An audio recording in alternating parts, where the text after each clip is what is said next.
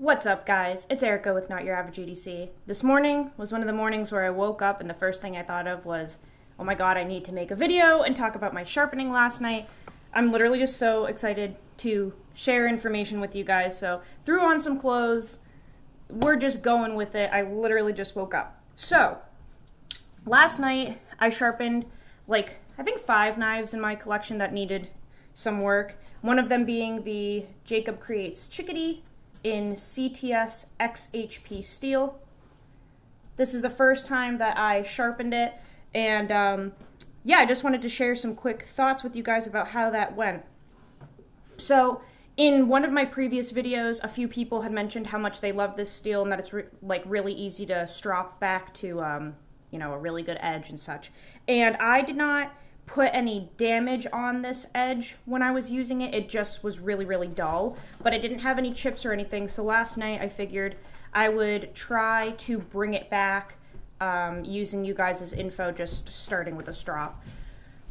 Gave that a shot. It didn't touch the edge at all. Even with my roughest compound, it wasn't doing anything. So then I went to my DC4 stone and I tried the ceramic side. Gave that a shot for, you know, a good 10 minutes. Nothing happening at all. None of these things were hard enough to make any progress on this steel. So then I flipped this over to the diamond side, right here, and that's finally when we started to see some progress. So the steel burred up very quickly when I used the diamonds. I'm figuring this was just, you know, treated so hard that nothing was able to touch it before. But the diamonds did very well. It took a matter of maybe 4 minutes to get a burr on one side, flipped it over, burred up the other side, apexed it, came back razor sharp, toothy. It feels great. But yeah, none of my strops or ceramic stuff touched the edge until I went to the diamonds. So that was really interesting. So I just put an edge on it with the diamonds and then gave it just a few quick strops to knock off any imperfections, and that's it. I'm just leaving it like that. So the steel was really good to work with. I liked it. It was burring very evenly, and I could just feel that it was a very hard steel, but not like uncomfortably hard. Not to the point where it was a pain to sharpen back. So first impressions of this, I really like it. I really like XHP.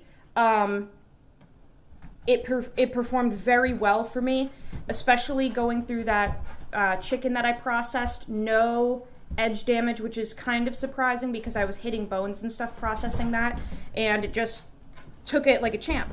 So that's really neat.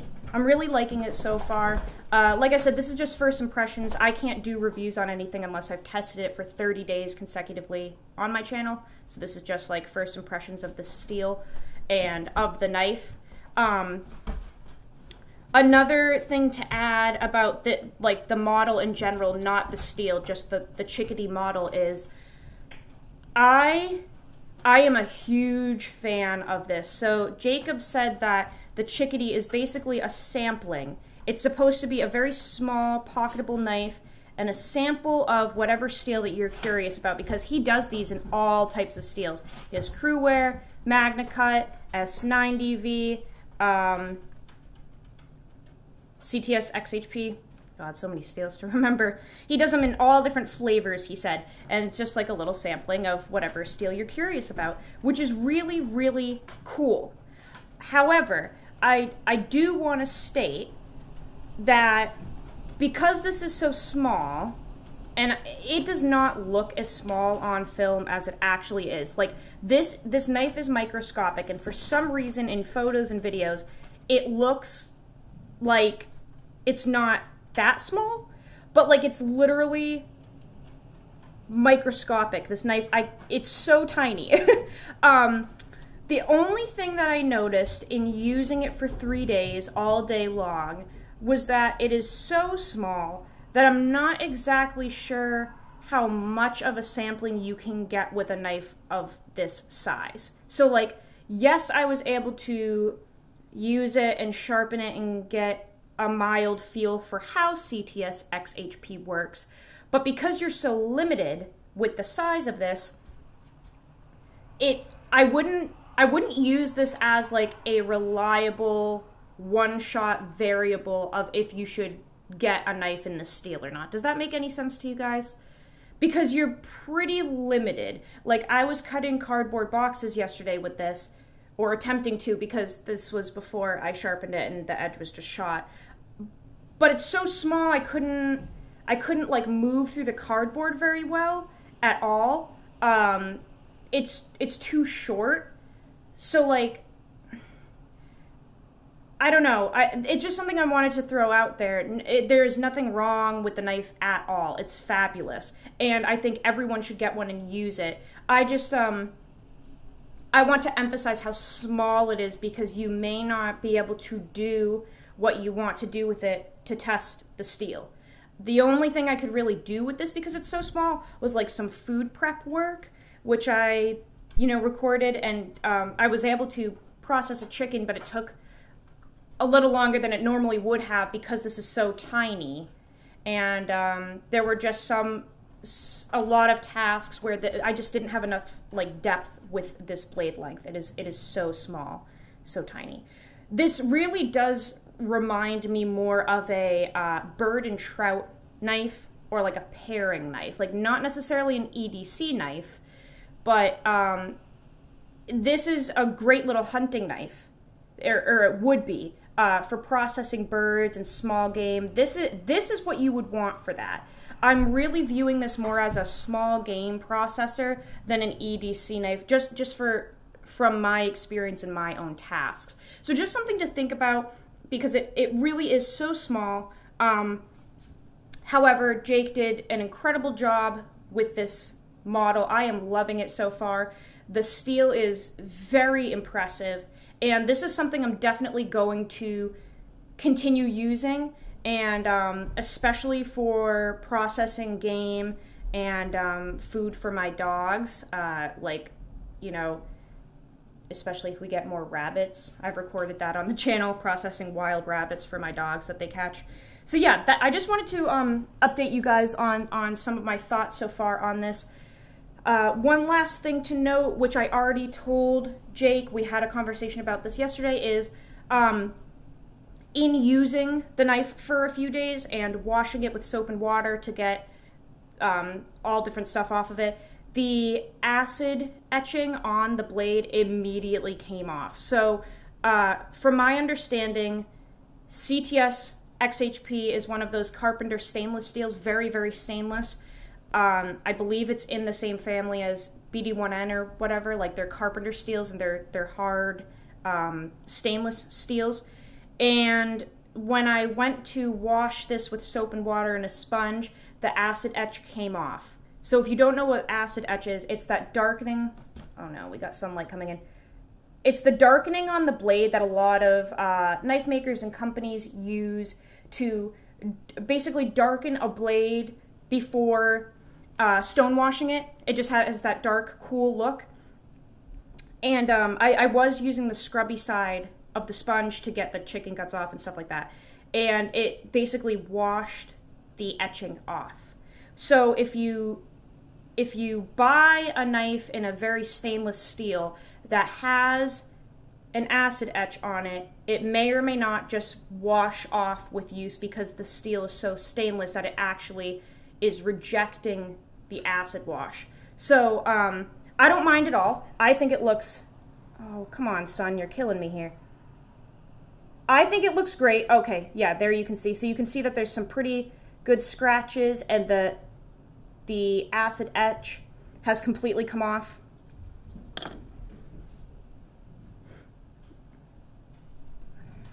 We have sunlight working against us here. Can you guys see that, how it's fading already? This was like dark gray, and it has faded. Yeah, so just basically a heads up, if you buy a very stainless steel knife with an acid wash, it may or may not come off with use or with abrasive materials, because it just hasn't stuck. Like I said, I already talked to Jake about it. He told me that my hypothesis was correct. It's just too stainless and it doesn't take very well to the acid etch. So don't worry if yours kind of like washes off, it's normal. And if you don't know what an acid wash is, it's just when you take ferric chloride and you put whatever blade steel you have into ferric chloride, and basically it's so strong and acidic, it eats away at the surface level of the metal and darkens it. Just the first level. It's really like a cosmetic thing. And it just makes it look very dark and cool, and then you can stone wash it with little stones or whatever and just make it look kind of like rustic. But if you have a stainless steel that rejects the acid wash, basically it will only really touch the very, very surface of the metal. And if you have anything abrasive go up against it, it's just gonna kind of like wash that acid off because it's so stainless. Like it doesn't stick. It doesn't actually eat away at the metal and stick. It's just very surface level. So that's why on this very stainless steel, it came off. No worries. I think it looks fantastic. But again, just a PSA in case you really like the darkened look and you don't want it to wash off, just use your fingers and soap and water to wash your knife so that it doesn't come off with use. I think that's it in regard to this. So we're moving on to another fixed blade. Now that we've used this, sharpened it, we have a good idea of how it will perform in the future for testing. Let's talk about the knife that we're throwing into rotation now instead of the Chickadee. So now we are doing the BGM knives, Mini Bowie, hollow ground in M4. So we're done with the Chickadee for now. I'm gonna carry this for a couple of days, use it at work, use it all day long. This is not a steel that John currently offers. However, he is thinking about offering it. So don't bother asking quite yet if you can get anything in M4. As far as I know, he doesn't have it in his hands yet. But M4 from John, right off the bat, toothy, vicious edge, feels great so far. He had told me when he sent this to me that he thinks I'm going to really, really enjoy this steel because he knows that I like that crisp, toothy edge, and he thinks that I'm going to really enjoy using this. So we're going to run it for a couple days. He did mention that he ran it at a low temper, so I'll be curious to see how this performs in comparison with M4 that I have from Benchmade that I have used. The bug out that I used, we almost made it the whole video. The bug out that I tested last month was in M4, so I've already run Benchmade's M4 for an entire month. I have a very good idea of how that works. So we will be comparing this to that, see how this goes.